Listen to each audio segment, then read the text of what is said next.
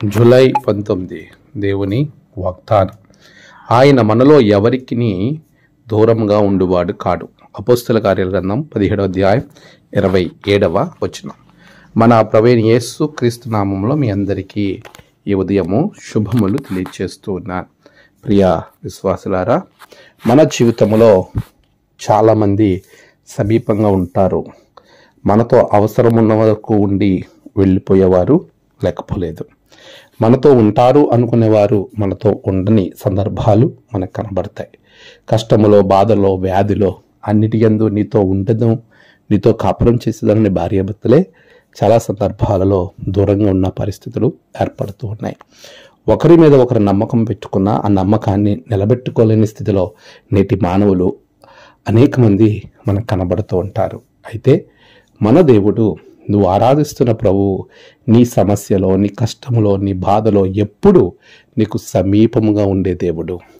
నీకు దూరంగా ఏమాత్రం ఉండువాడు కానే కాదు. ఆయన నీ ప్రక్కనే ఉండి నీకు ఆలోచన ఇచ్చే దేవుడు, ధైర్యమునిచ్చే దేవుడు, నిన్ను కాపాడే దేవుడు, నిన్ను నడిపించేవాడు. అటువంటి ఉన్నతమైన దేవుడిని నువ్వు కలిగి ఉన్నావు. ఆయనలో ఎంతవరకు నువ్వు నమ్మకాన్ని కలిగి ఉంచుతున్నావు?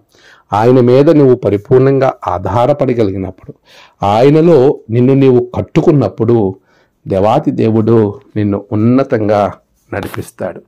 ఆ విధమైన నడిపింపు నీ జీవితానికి ఎంతో అవసరం.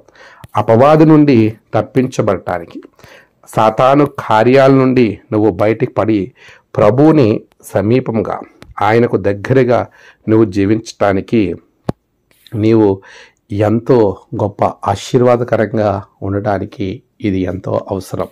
ఆనాడు లోకములో దేవుణ్ణి మర్చిపోయినటువంటి జనాంగంతో, ఎదెన్సు వారితో పౌలు మాట్లాడిన ఈ గొప్ప మాట, ఆయన మనలో ఎవనికిని దూరంగా ఉండేవాడు కాడు. నిజమే, ఇదే మాటను తిరిగి ప్రభు మనతో మాట్లాడుతూ ఉన్నాడు.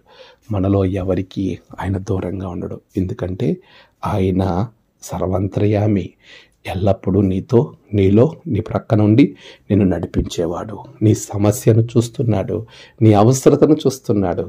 నీ ప్రతి అవసరతను తీర్చే దేవుడు నువ్వు ఆరాధిస్తున్న యేసయ్య. ఆమేన్. ప్రార్థన. సర్వశక్తిమంతుడా, గొప్ప దేవా, నీవు సమీపంగా ఉండే దేవుడవు. నీ బిడ్డలను ఆశీర్వదించండి, కాపాడండి.